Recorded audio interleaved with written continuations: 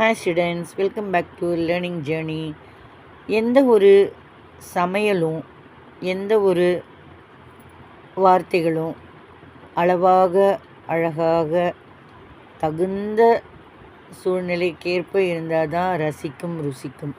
ஒன்றும் இல்லை, ஒரு ரசம்னு எடுத்துட்டோம்னா அதில் கொஞ்சம் புளி தூக்கலாக இருந்தாலுமே பிடிக்காது, கொஞ்சம் உப்பு தூக்கலாக இருந்தாலே பிடிக்காது, ரொம்ப கொஞ்சம் காரம் தூக்கலாக இருந்தாலும் பிடிக்காது.